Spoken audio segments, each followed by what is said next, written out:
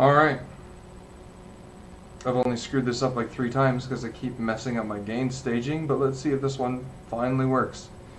Apologize if there's a bit of fuzz in the sound. Like I said, my gain staging's a little messed up and I've got to reroute my output back into the video recorder using this sketchy method, so hopefully it sounds okay. Alright, so I haven't really been working on my DAW skills in forever. It's been a long time since I've worked on this kind of stuff. When I was in school, I didn't focus on this as much as I did on some of the other things like the DIY electronics and some of the more crazy control stuff. But anyway, all that aside, I've been playing bass a lot lately. I started playing bass when I was playing with Nightblade, and right now we're doing their album and playing bass on it. And so I had been trying to get this awesome bass tone that I just couldn't. I didn't have the money to buy the gear that I wanted to get it, like for playing live, you know. There's a couple of specialty pedals I wanted were like 250 euros, and I was always kind of a shoegazy guy, especially with guitar, so when I started really getting into playing bass, it's a lot funner than I ever thought it was going to be. I didn't have, like, you know, gear fit for purpose, unless I brought my laptop along, which is, well, you'll see. So rather than trying, I got into kit building, but the problem with kit building is, or kit building PCB, like pedal building, DIY pedal stuff, is that they're always based on the same bloody circuits that have been around since like the 50s or 60s or a little bit later, right? So there's only so many bloody tube screamers or rats or muffs or memory man delays or orange squeezers you can build before it just gets really boring. So let's see. So this was a pedal that I really wanted. KMA Machines seem to have some pretty cool stuff. I haven't really been in the pedal buying, you know, mindset for a long time, but I really wanted this one, which is funny because it's a utility pedal, right? It does. It's like a multi-band mixer, really, more than anything. But the idea is that you get 2 loops that you split your signal into, and you put a low pass and a high pass on each of them, and then you process them differently with different pedals. So on the low pass side, you'll stick like a nice warm compressor, and you squish the shit out of it so that it'll never clip on you, and then all the lows will be nice and high, and it'll just got like the solid brick-shaped bottom end. And then on the high end, that's where you put your dirt, right? So that you can get like that gnarly metal distortion in the bass without completely losing the bass in the mix, because you got no low end, because it just compresses it like crazy when you, I mean, a distortion pedal is basically a compressor that does clipping. Someone go ahead and shoot me if you think that is not the correct, you know, way to go about describing it, but basically, if you've ever played a bass through a distortion pedal or a high gain pedal, distortion pedal, I mean, even like an overdrive pedal, like a tube screamer, you lose some definition on the bottom end the more you turn the gain up. So if you're playing metal and you want it to sound friggin' gnarly, you can't throw that stuff on the bottom end, or you lose the bass. And let's face it, the bass is what makes the guitar sound awesome in a mix. So this thing was like on my list, but it was too expensive. And then Electro Harmonix came out with this thing called the Tri-Parallel Mixer, which is pretty cool. It's basically just a 3-channel mixer you put on your pedal board. So there's nothing that special about it, and it was also like half the price of the Tyler, but the EQs on it, I believe, are just tilt EQs, and if you want to do like a hard shelf low pass or high pass, you need like minus 24 dB kind of thing, or just, it's not really going to be like what you want, like that hard cutoff. And this is more like just sort of like the tone knob on a DS1, if I'm going to stick with the guitar distortion pedal kind of idea. So that one's kind of out. I don't know how much it was. I think it was like $137 US, which is, you know, not too bad.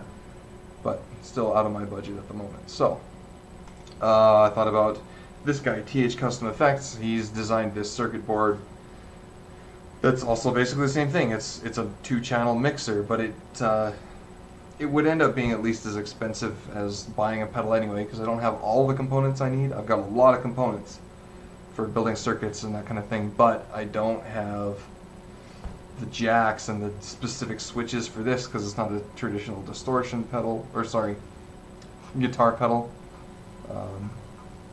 And it's just the PCB would cost a few bucks, but everything else, it would probably end up being at least $100. And you could select low pass or high pass down here, but you couldn't select what the cutoff or the crossover frequency was, and you couldn't set exactly how much it cut, and I think it was like 16 or 18 dB. So I didn't think this was probably going to work the way I wanted it to. So decided, let's do it in software, right? I'm running Cubase 6 because it's really hard to spend $400 on an upgrade when Reaper costs $60, but I'm not used to Reaper, so I'm comfortable in Cubase, even though I'm still relearning. So anyway, got my bass hooked up, and I thought I'd try and do this in software using some plugins and see if I can get the same kind of effect that guys are doing on their, like, with their Tylers or like with their crazy stereo Helix patches and stuff like that. So what I've got here is just my basic your basic bass. This is my bass DI, right?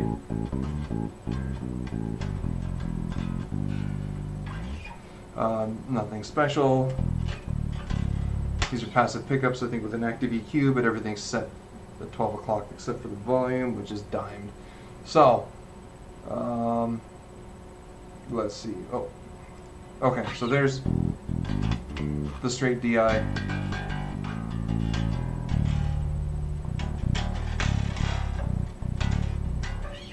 Forgive my crap playing. Straight DI, nothing on it. Then what I'm going to do is I come in here and I put a low pass filter on it and I just slam it right off. I chose around 200 hertz. I don't know if that's the right frequency, if that should be where you would normally do this. I'm just playing around for now. I'll dial it in later. But now it sounds like that.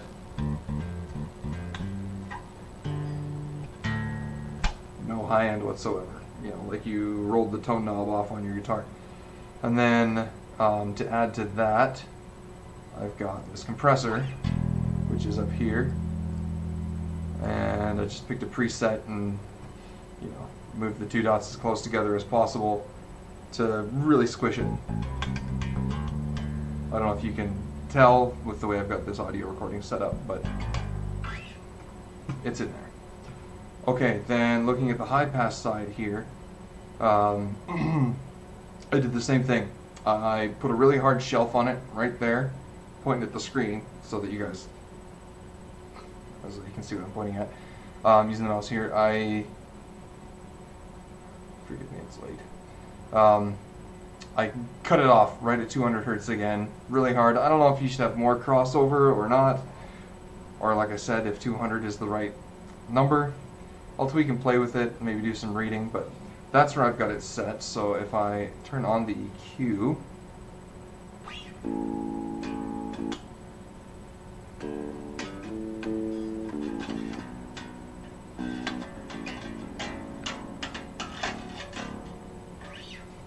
the low end, the bottom end's totally gone, right? It doesn't even exist anymore. So then what I did was I added a distortion pedal to it, and I'm using Bias Effects 2 here. A couple weeks ago they were giving away free licenses for the standard version, so I've only got like 1 or 2 pedals in each category, but whatever. So I grabbed a distortion pedal here. It's got to be, what, 4 knobs, like a rat or something? Oh, 5 knobs, 6. Bass, mid, treble, and mid freak. Oh, this is probably more like a metal zone. Oh yeah. Metal zones are awesome. Don't let the hype turn you off. They're one of the wickedest pedals ever, if you use them right. It's got the mid Q on it. It doesn't matter. Doesn't matter. I don't think I touched any of it. I just loaded it up, and let me turn that on. So now this is what you hear.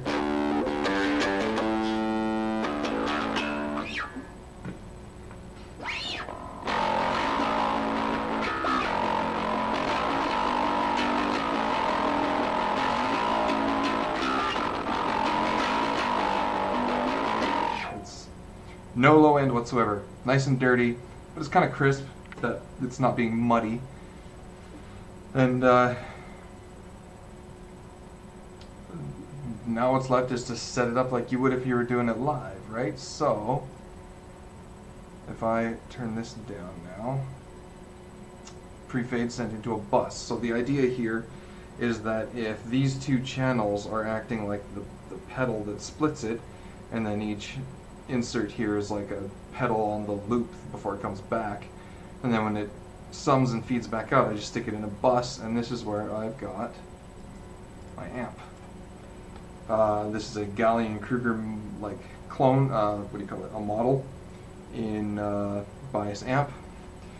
I've got this software because I actually bought the amp. I wanted a modeler that was a little cheaper than like a Axifex or a Kemper or something like that, and this thing works just fine for me. Been using it to play live.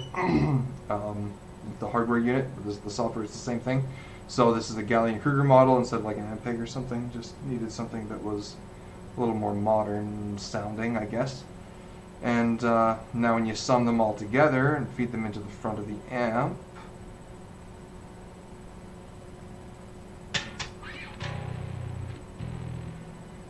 then it sounds kind of like that.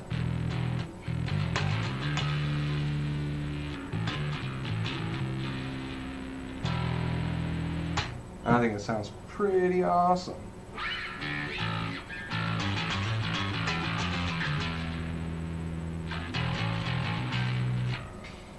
It sounds nice and chunky and meaty if you really listen closely, assuming the audio doesn't completely suck.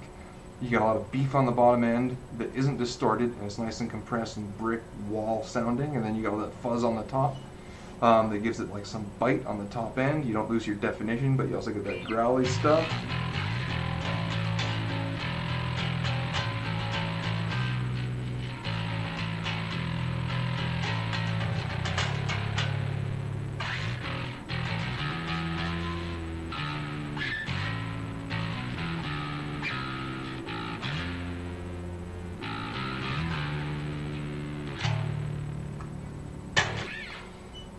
Anyway,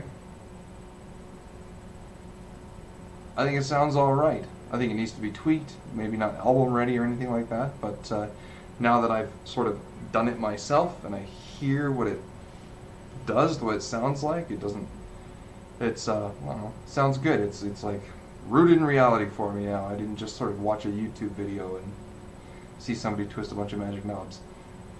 Try it out. Bass is fun. Way funner than my egotistical guitar playing mind ever thought it was going to be. So, cheers. Have fun. Stay safe. Stay healthy. Wash your hands.